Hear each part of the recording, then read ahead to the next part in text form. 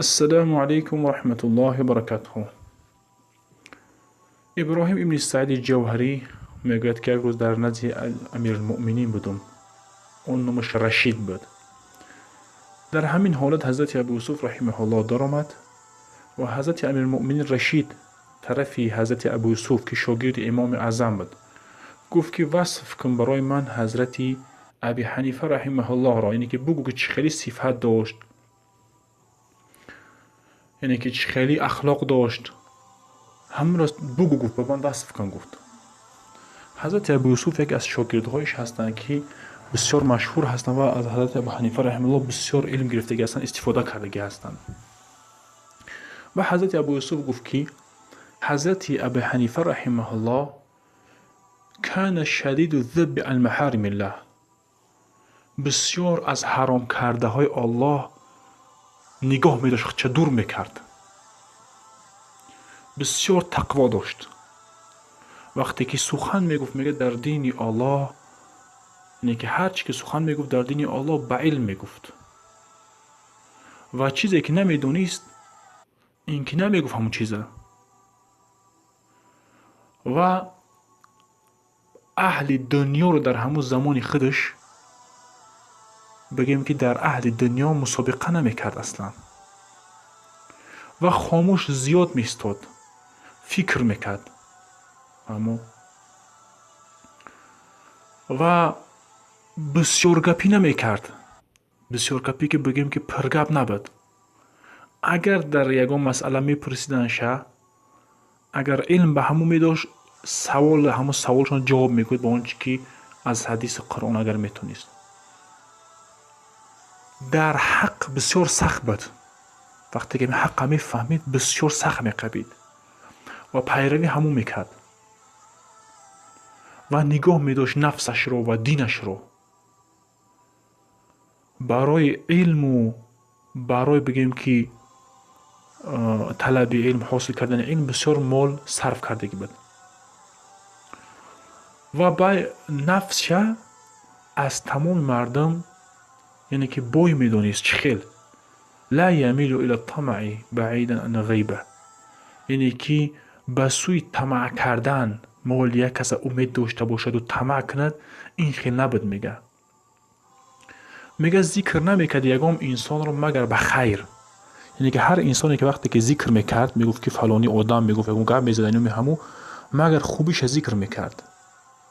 فهمو؟ یعنی که غیبت نمیکرد. میگه وقتی که امیرالمؤمنین رشید ایگه پر وقتی که فهمید از زبان حضرت ابو یوسف رحمه الله، گفت که این اخلاق صالحین بوده است. بعد از آن گفت برای کاتب، یک کاتب نویسنده در همونجا گفت اکتب هذه الصفه، بنویس. گفت همین صفت گفت و دفعها الى ابنی، فرزندی ما در بچه ما در بته گفت نظر کند در همین ورق دو. ثم قال له احفظها، و از اون طرفی بچهش گفت که این چیزها را حفظ کن. گفت ای بچه جان، گفت حتی اسألك عنها ان شاء الله، حتی که میپرسم تو را از همین اخلاق ها ان شاء الله. یعنی که حضرت امیرالمؤمنین وقتی که این خصلت ها را فهمید، به نویسنده گفت که این نویسته بوده به فرزند من، نویسته به فرزند چون دادن و گفت که بچه جان، گفت من اینو گفت با تو را میپرسم. گفت یعنی که این خصلت های هست است که در هر فرزند مسلمان باشد. از این استفاده چی می شود؟ از این قصه یکم غیبت نکردن، دوم طمع نکردن در مال مردم، دست مردم نگاه کردن و امید داشتن از دست مردم نباشد. باید سیم که هست وقتی که یک انسان اگر از نومش گپ زدنی باشی خیر ذکرش که، اگر بدیش ذکر کردنی باشی ذکر نکه، از اون خوبتر. چهارم این است که علم نداری در موضوع شریعت باشد، در کدام موضوعی که نباشد، نه اینکه شریعت، در کدام تخصصی که تو تخصص نداری سخن نگو از اون چیز. مثلا حاضر میبینی بیچاره قرآن حفظ کردگی است، از مسئله های فقهی گپ میزند، یا که مثلا که یک فقه خواندگی است یکم کم میشه، میبینی که از مسئله طلاق و نکاح و از حرام و حلال گپ زده است. این درست نیست در شریعت الهی. نه تنها در شریعت، در طب هم باشد، در مدیسین هم باشد که پیامبر خدا صلی الله علیه و آله وقتی که تو یک کس تبابت میکنی بغیر علم، در اون وقت یک ضرر میرسونه روز قیامت حتما جواب میگوی. و حضرت ابی حنیفه رحمه الله شاگرداش همین خیلی تربیت کرده بودن، در حقیقت شاگردهاش هم همچنین بودن. و پنجم استفادهش همین است که حضرت ابی حنیفه رحمه الله به خاطر طلب علم بسیار نفقه میکردن. باز انشالله در دوامش میاد که استاداشون بسیار حرمت میکردن و هر درآمدی که میکردن یکم حاجت های استاداشون میبروردن. استاداشون تامین میکردن که تا اینکه آنها در فکر و در مشقتی پول و مال زندگی، در مشقت زندگی نفتن و موقعی درساشون چی باشه بردوام باشه، از اونها استفاده خوب کنیم. یعنی که بسیار استفاده ها هست از صفت های این اهل سلف و اهل صالحین.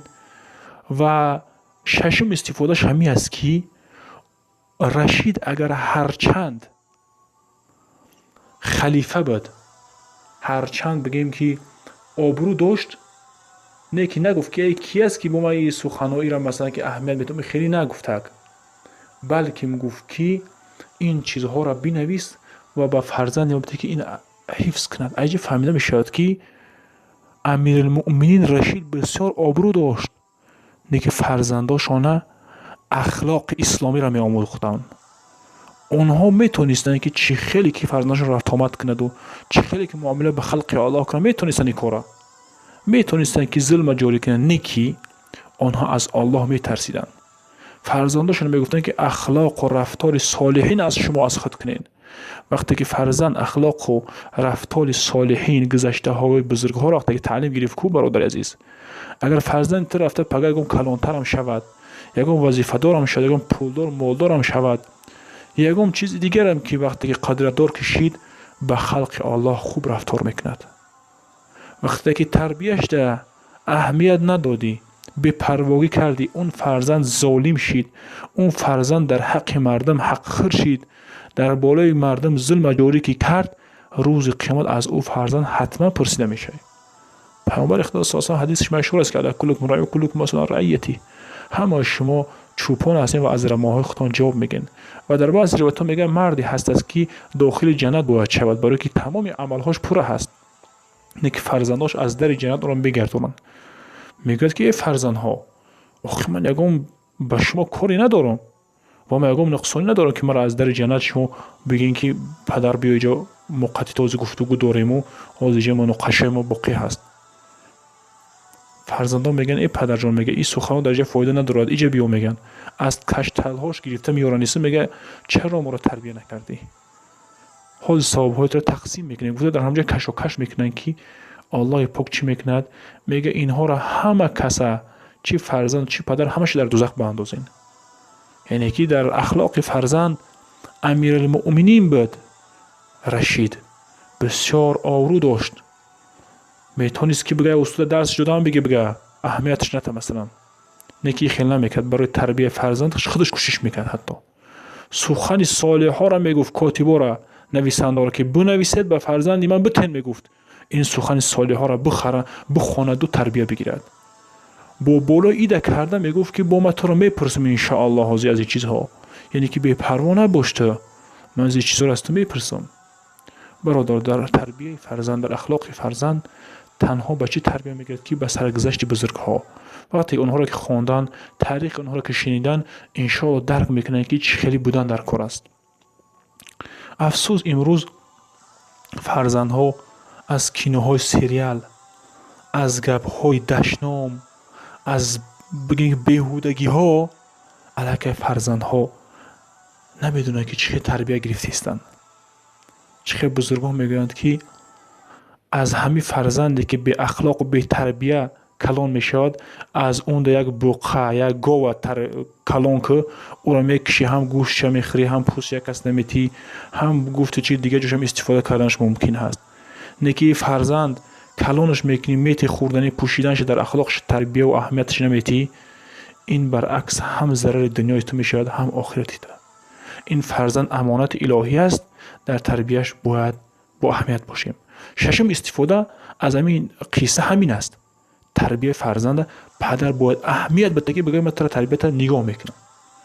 الله پاک همه ما شما اخلاق این بزرگان رو نصیب بگرداند و پیروی از سنت و حدیث ها و اخلاق صحابه را نصیب همه فرزنده و ما و شما بگرداند. السلام علیکم و رحمت الله و برکاته.